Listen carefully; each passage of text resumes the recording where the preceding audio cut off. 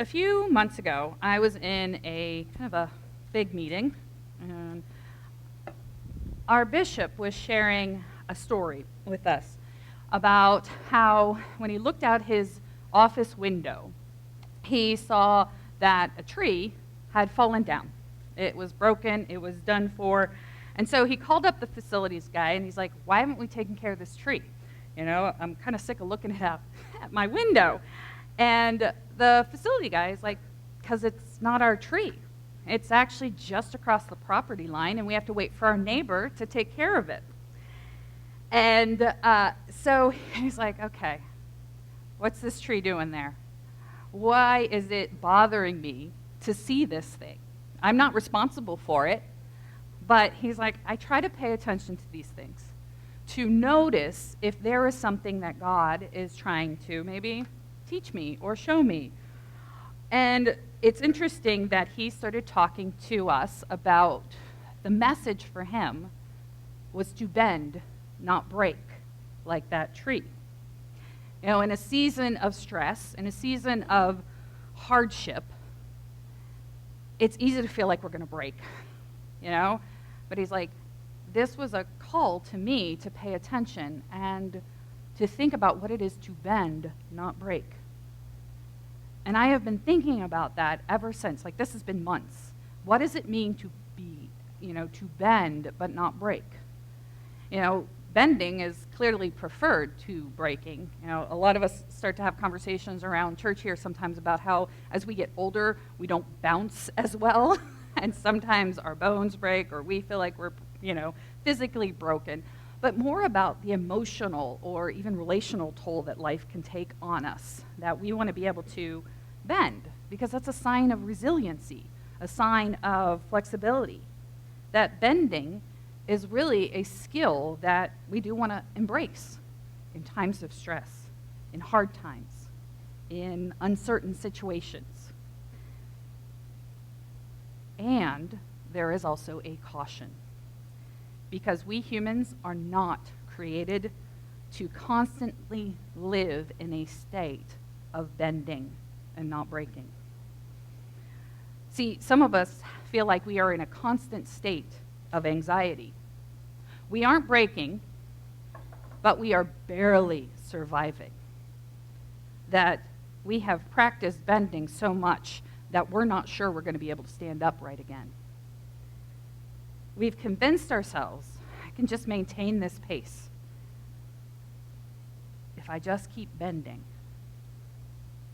But at some point, though, it's not good. We're in a place where we are doing everything and nothing is getting our best. And I don't know about you, but I have this game that I play with myself. And it's called Just Gonna Blank Until. I'm just going to keep going until this is over. I'm just going to keep it together until that project is over. Then I'm going to be okay. Then I'm going to take a break. I'm just going to keep it all together until this class is over. I'm just going to keep it all together until the kids are out of diapers, out of school. I just got to keep it together until I've got more time to deal with my marriage. I've just got to keep it all together until I can get more sleep. And this game, this just gonna until, it is a sick game for me, because I think once I get on the other side of whatever it is, everything's going to be all right. It's going to be fine. And it justifies for me the survival mode that I am living in. But I play this game 24/7, 12 months out of the year, 365 days.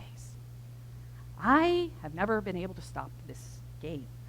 There may be a brief moment where I reset the game and change the parameters, but I keep playing the same stupid game.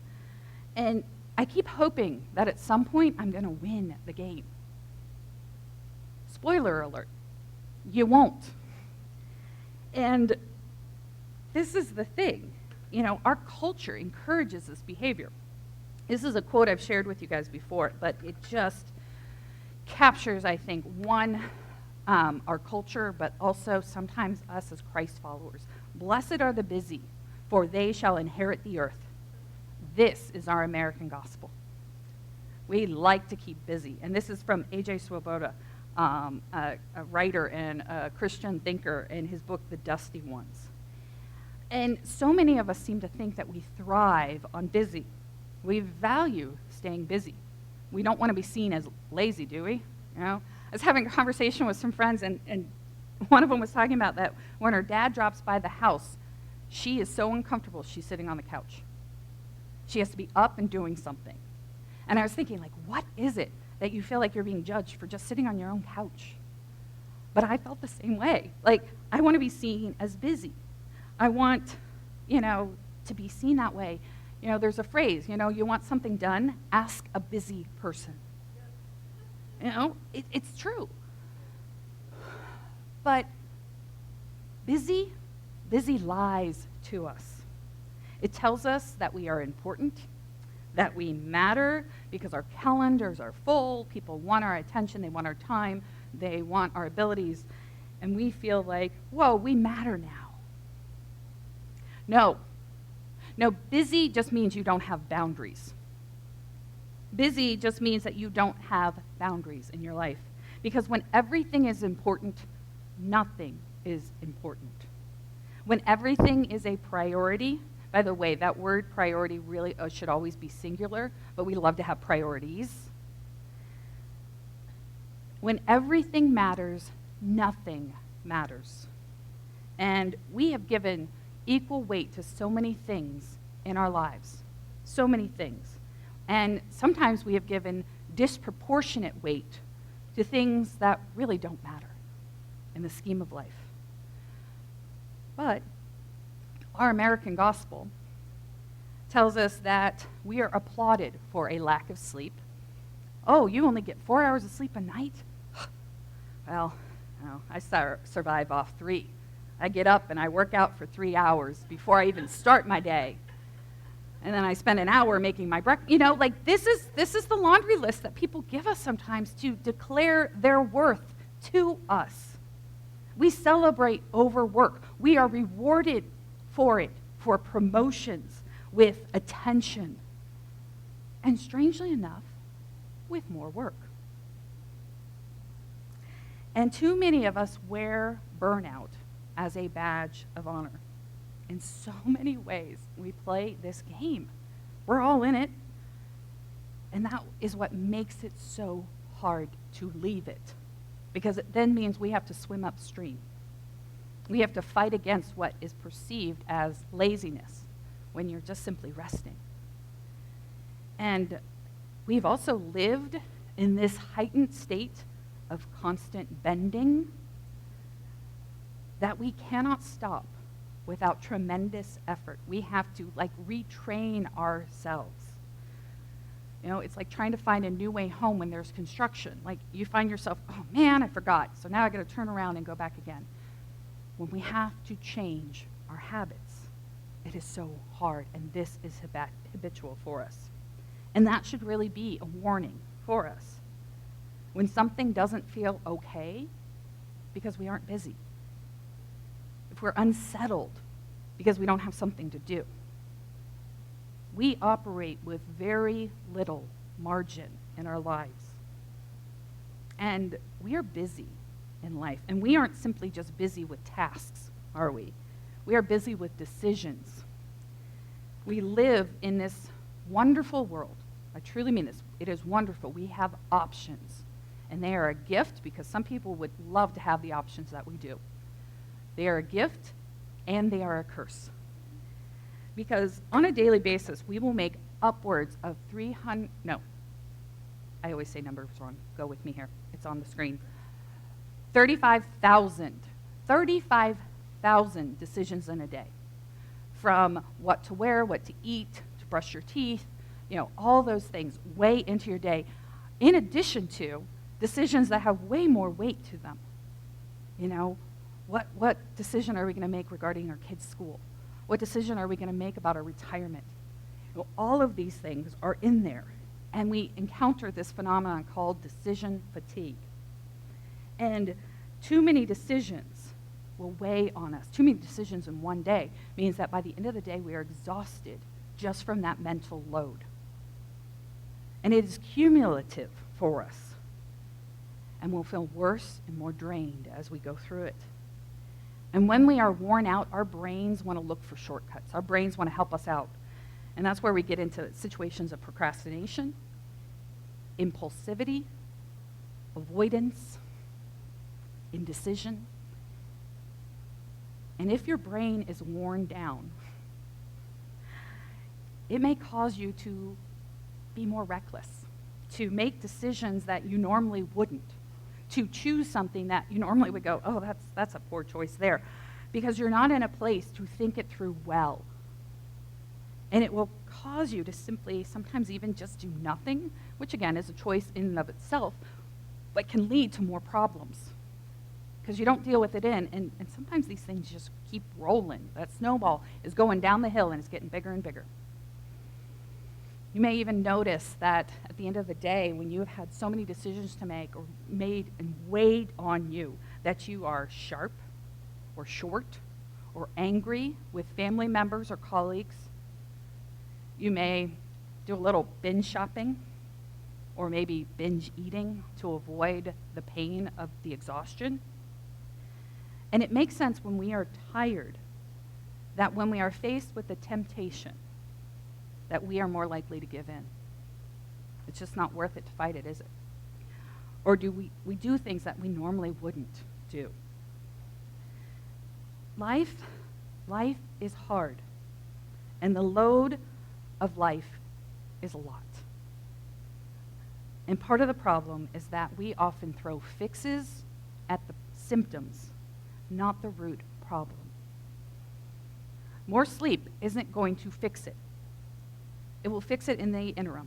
It will fix it in the temporary, but it's not going to fix it in the long term because you continually exhaust yourself. Another vacation won't fix it. Some of you come back from vacation and you look worse than when you left. You may be tan, but man, you look tired. You had a little too much fun. Relaxing with a Netflix binge won't fix it. And this is a clue for some of us. Buying all the organizational supplies to fix it isn't going to make it happen because you still have the behaviors that led to the mess in the first place. Again, our habits will determine who we are.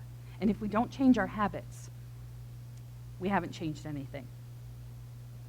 And so we live this life where we are destroying ourselves from the inside out. You know, you may remodel your living room, but you still live there. So the problem is still there. Now, Jesus' words to us, I think, that we find in Matthew's gospel, it's in chapter 11, are beautiful because it gives us an invitation that I believe is the way out of this hamster wheel of life that we find ourselves on. And so let me read it for us today. It's found in Matthew chapter 11. It's verses 28 to 30. It may sound familiar to some of you, but we're going to dig into it today. Come to me, all of you who are weary and burdened, and I will give you rest. Take my yoke upon you and learn from me, for I am gentle and humble in heart. And you will find rest for your souls, for my yoke is easy and my burden is light. I think so many of us are exhausted from all the bending that we are doing. And I want to think about what is causing us to bend over and over and over again.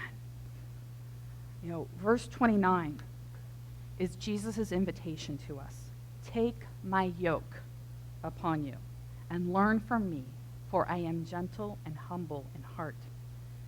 These two ideas here are working together because Jesus is telling us about his heart that is gentle and humble, and he is inviting us to take on his yoke. If you think about my heart is gentle, meaning it's not harsh. He's not impatient. He's not frustrated with us. And then you think about the word humble, that some of our translations use the word lowly, and that can give us the idea that God lowered himself to meet with us, to become available and accessible to you and to me. He says, "Come to me and take my yoke and learn from me."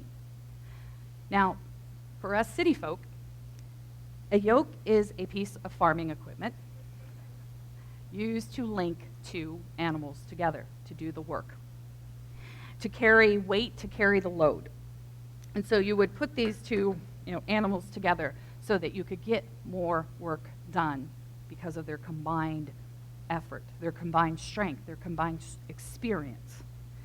And in the first century, Jesus' time, a yoke was also a metaphor. It was actually a metaphor for a relationship that you would have with a spiritual teacher, your rabbi. And this would be something that you would think of as kind of a figurative thing of following somebody, but it also would be literal. I mean, we see this in the Gospels of Jesus' disciples follow Jesus, their rabbi, figuratively and literally, to learn from him. And they would teach people essentially what it is to be human, what it is to be a lover of God, to be somebody who understands the law, which was important at that time, to understand the law that God gave to the nation of Israel. To be in right standing with God meant following the law.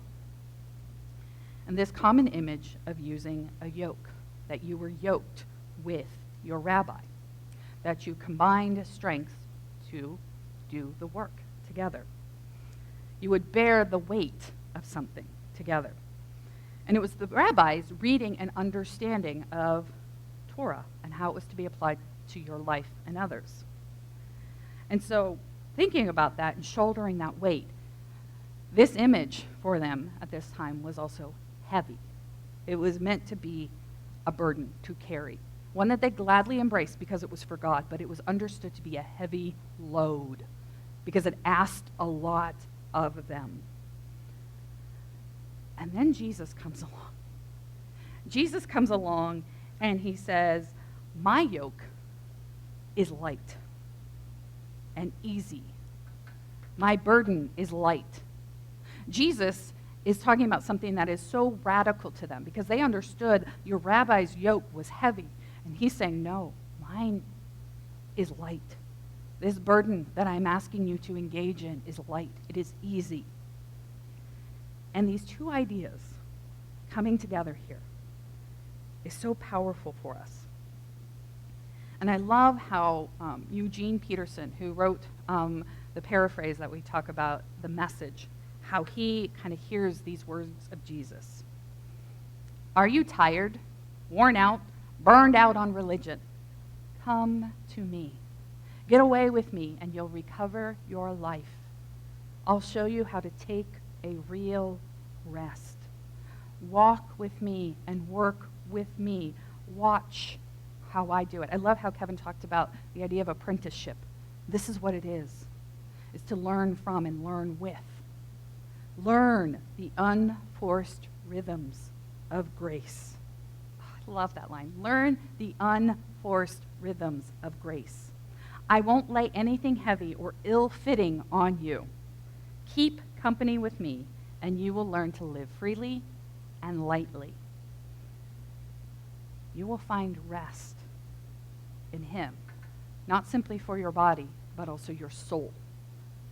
See, Jesus came into the world to offer us a new way for humanity to relate to God, to connect with God. And he fulfilled the law on our behalf because we were never going to be able to do that.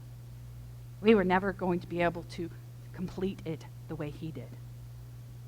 And he offers us a relationship that is based on grace. And so what do you do in relationship with others? A common image for us is to walk alongside that person. I think about that with my husband, that we walk alongside together in this world. We had this beautiful image in our marriage ceremony about how when we became, husband and wife, that we went from looking inward towards each other to side by side looking out at the world together.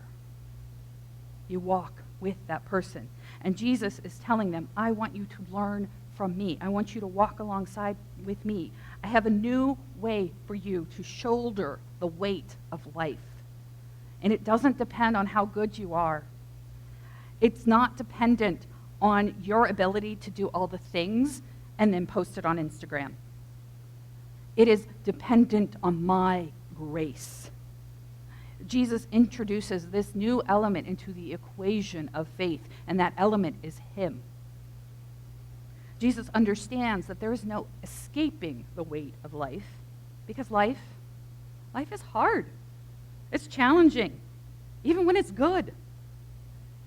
And so this invitation is not to make life easier. I'm sorry if that's what you came here for today. This invitation is not about making life easier, but it is about making the burden and the load lighter, because we are yoked to Him. Again, that combined strength. We're not doing it solely in our power. We are doing it in cooperation with the power of Christ. We are doing it in the power that raised Jesus from the dead. And you think about this understanding of what a yoke is. That many times when a farmer had a younger or weaker or inexperienced ox, that they would pair them actually with a bigger, stronger, more experienced ox. And that this combination, we think, why wouldn't you want people of equal strengths? No, this was meant so that the younger, inexperienced ox would learn from the older animal, the more experienced, the stronger animal. And that actually that experienced ox would increase the capacity of the smaller, weaker, inexperienced ox. And that stronger ox would bear more of the weight and help the smaller, weaker, less experienced ox finish the job. Interesting.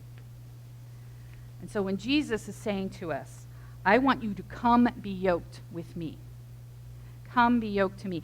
Now, Jesus isn't inviting them, by the way. He's not inviting them to a 3-day retreat in the mountains in a beautiful setting where you'll be at peace and you won't have any of your regular obligations or tasks to do. These are wonderful things. Jesus is also not inviting us to a week-long seminar on being able to get Six Sigma ready for life. Okay, this isn't some boot camp to get us ready. Jesus is inviting us into lifelong discipleship. Again, retreats, vacations, more sleep, they treat the symptoms, not the problem. Jesus is calling us to follow Him, to change the route that we take in this life, walking with Him, learning from Him, spending time with Him to learn His ways that give life, learning what His priority is, so that we can rest in His grace. And He promises to shoulder and bear the weight with us. The yoke of Jesus wants to come restore your soul and mind, saying, don't strive alone. Don't navigate the complexity of life alone. Stop trying to earn your place, because you are running at this unsustainable pace. Your capacity is limited. That without me, you are not going to be able to push through on your own. That our souls are at our best, our healthiest, when we come to Jesus for rest. That we can rest from the striving, from the productivity, from the accomplishments. That when we come to Jesus, we allow Him to fill our cup first with life-giving water that sustains us and, amazingly enough, sustains others around us. Learning His ways means that when we face we face with him. We walk through it. We walk through life with help. We walk through life with the power of the resurrection. We walk through life with his very Spirit inside of us to guide us, to strengthen us, to comfort us. To be yoked to Jesus is to understand that I can't do life by myself. And the beautiful thing is that we do it with God and we do it with each other. That God created this beautiful thing called church, which isn't a place. It is the gathering of people. It is gathering of people together. And that being yoked to Jesus means that our relationships get richer because suddenly we're understanding that we put others before us. And if somebody is putting themselves before me and I'm putting myself, behind them, suddenly both of our needs are being met because we're taking care of each other. That is a beautiful thing. That is a cooperative effort that yields beautiful results in this life. So, when we are yoked to Jesus, our right priorities come into view. That you and I get to operate then in life out of his grace and his love. That whatever season of life that we are in, whatever season of life that you are in, you may be in a stressful season, you may be in a season of calm, but whatever season you are in, I want you to pay attention to Jesus. Pay attention to what he is asking of you. What he is asking you to do, what he's asking you to pick up, and maybe what he's asking you to lay down, to let go of. Maybe it's the expectations that you have placed on yourself. Maybe it is the expectations that others have placed on you. Maybe you need to let those go because you are bending too much. And a part of it is sometimes paying attention to what he's already doing.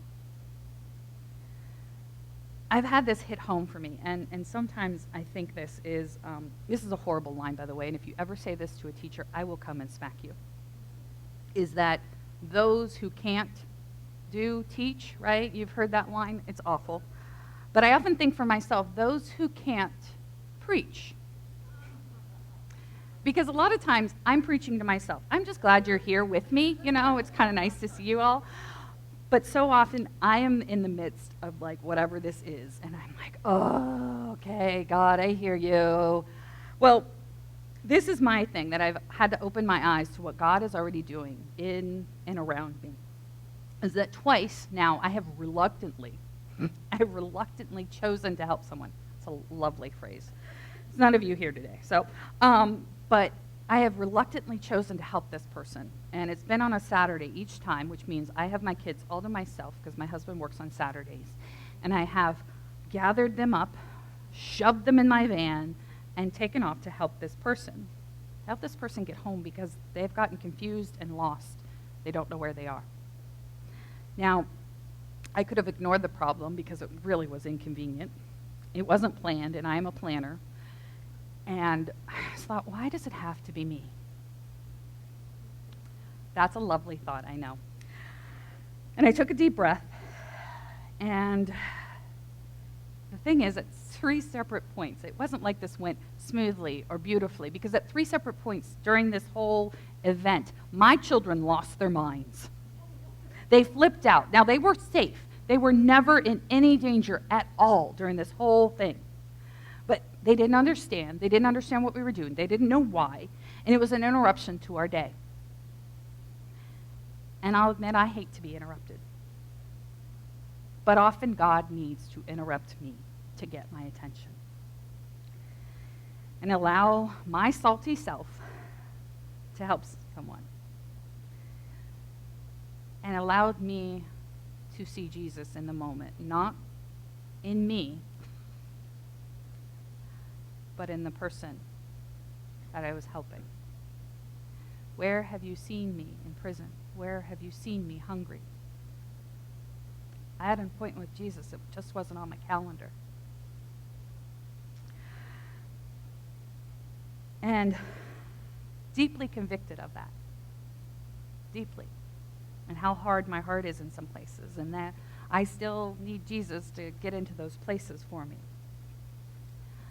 But how beautiful our God is that he allows me to continue to work and be present to the beauty that he offers me every day.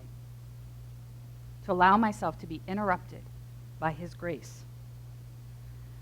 To show my kids that we do hard things not to earn his love, not to earn God's love, but we do hard things because we are yoked to the power of Jesus. So I've been asking you guys this question a lot, and I've been asking myself it a lot. Is this, where have you seen the love of Christ recently?